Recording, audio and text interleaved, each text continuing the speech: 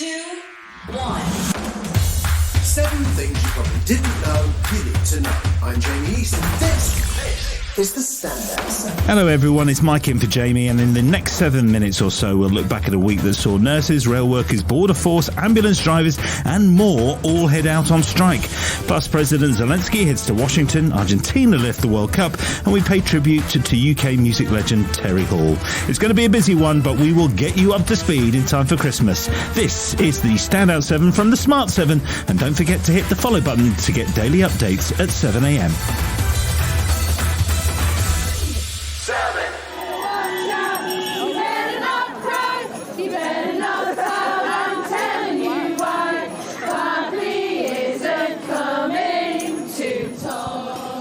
Nurses on the picket line at Leeds General Hospital kept their spirits up as they sang a special Christmas carol for Health Secretary Steve Barclay while they took part in a second day of industrial action on Tuesday. Prime Minister Rishi Sunak is refusing to budge on pay talks. In an interview with the Daily Mail, he argued combating inflation is the most important priority for the government. Health Minister Will Quince says it's a point of principle for them. We can't be in a position where every year we're negotiating with the unions and being held to ransom in this way. Wednesday saw Britain face its biggest ambulance strike in over 30 years, with more than 25,000 workers across England and Wales taking part in a coordinated walkout over pay and working conditions. Emergency cover was provided for life-threatening Category 1 calls, but members of the public were urged to avoid risky activity and make their own way to hospital where possible. The ambulance strike comes just a day after thousands of nurses staged their second walkout of the month, and Health Secretary Steve Barclay has been critical of the timing of the action. So the system is facing very significant pressures, and it's at this time that trade unions have not only chosen to strike, but have refused to put in place national exemptions to say they will cover all of the life-threatening and emergency Cat 1, Cat 2 calls. But Unite the Union boss Sharon Graham says this couldn't be further from the truth. She's blaming the government. Look, every time the Health Secretary speaks, I've got my head in my hands. I have never seen such an abdication of leadership than I have from Rishi Sunak and the Health Secretary. Friday saw border force staff walk out at 6 major airports, and with ambulance workers voting for further strike action in January, a new report shows that even before Wednesday's strikes, this was still the worst winter on record for ambulance delays. Matthew Taylor, Chief Executive of the NHS Confederation, says the current situation is just not workable and it needs the government to take some form of positive action. We need leadership, we need imagination, because the health service cannot deal with a winter of industrial action without there being severe effects on patient well-being. Good morning. Britain's resident Dr. Amir Khan says it's just not possible for the NHS to keep going as things are. Much of the NHS is run on goodwill, but goodwill doesn't pay the bills, it doesn't pay your rent, it doesn't get you to work in your car. You know, we need our staff, the people who care for us and will care for you in your time of need, to be paid and valued properly. Ukrainian President Zelensky headed to Washington on Wednesday for his first overseas trip since the Russian invasion. He met with US President Biden, who said the US will stand side by side with Ukraine for as long as it takes, and confirmed almost $2 billion more in military aid. That includes a Patriot missile battery, the most advanced ground-to-air missile system provided to Ukraine by the West so far. President Zelensky expressed his gratitude to the American people as he sat alongside his US counterpart in the Oval Office. Thanks from our just ordinary people to your ordinary people, Americans. I really appreciate. He then made an historic address to both houses of Congress and presented Vice President Kamala Harris and Speaker Nancy Pelosi with a Ukrainian flag from frontline soldiers in Bakhmut. This flag is a symbol of our victory in this war. We stand, we fight, and we will win because we are united. Ukraine, America, and the entire free world. His passionate plea for continued aid and the explanation that it wasn't for charity but an investment in democracy resonated with politicians on all sides of the US. Soon to step down House Speaker Nancy Pelosi was a big fan. It was one of the finest speeches I've ever heard in the Congress. It was historic in that he and Churchill are the only two wartime presidents who have come here to talk about asking our help and thanking us for our anticipated help. The speech didn't go down quite so well in Russia, as you might expect, and the Russian Foreign Affairs spokesperson Maria Zakharova had quite a bit to say about Mr. Zelensky. They probably acted on the principle that Zelensky is their son of a bitch, and accordingly, he is allowed anything. Furthermore, he is not just their son of a bitch, he is also their instrument in opposing our country.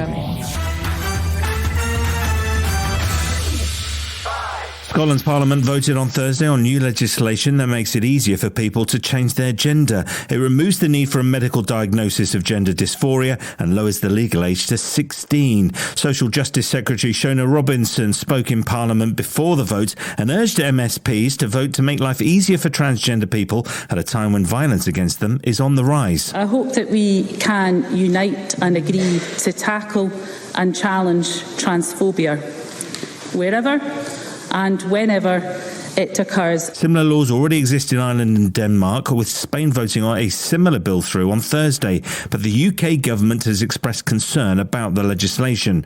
There was strong opposition and lobbying in Scotland, including from children's novelist J.K. Rowling, but presiding officer Alison Johnson had the results. The motion is therefore agreed and the Gender Recognition Reform Scotland Bill is passed.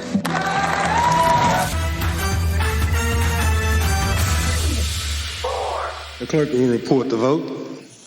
Mr. Chairman, on this vote, there are 9 ayes and 0 noes. That was the US congressional inquiry deciding that former President Donald Trump should face criminal charges for his role in the January the 6th riots in Washington.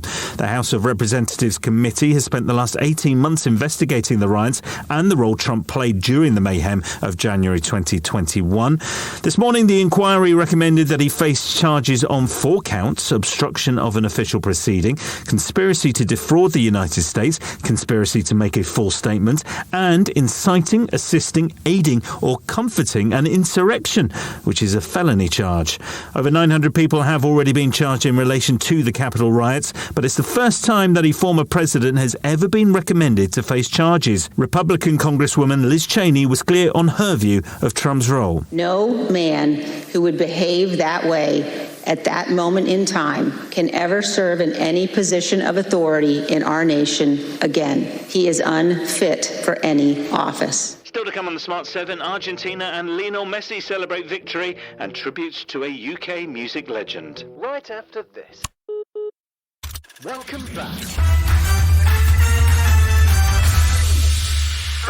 Sunday saw the grand final to the 2022 World Cup in Qatar as Argentina took on reigning champions France. Argentina were leading 2-0 going into the final 10 minutes of regular time and looked set to be taking home the title. But 2 goals in 2 minutes from Kylian Mbappe forced the game into extra time. It was then on to penalties after the French star netted a third time to cancel out Lionel Messi's extra time goal. But the greatest of all time kept his cool to lead Argentina to a 4-2 victory on spot kicks. ITV's commentary team got pretty emotional. Leo Messi joins the immortals with his mixture of mesmerising mischief and magnificence. It was such a dramatic game. Roy Keane was even happy to let Argentina manager Lionel Scaloni have a little dance after the game. Dance all you want. They'll be dancing at the hotel tonight. Good enough to have a dance for the next 10 years. A new queen of Twitter has been crowned. Soul legend Dionne Warwick sat down with Jennifer Hudson earlier this week to talk about her recent tweet to Pete Davidson. He's best known as the official rebound for stars like Ariana Grande and Kim Kardashian, and he's currently rumoured to be dating model Emily Ratajkowski. Dionne decided she'd better shoot her shot with a tweet announcing she'll be dating the comedian next, and J-Hud quizzed the 82-year-old on her love for the social media site. I love it.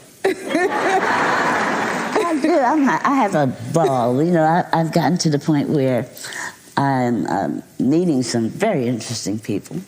Pete Davidson, what you say about him? Yeah, I figure you're dating everybody else. Why not me?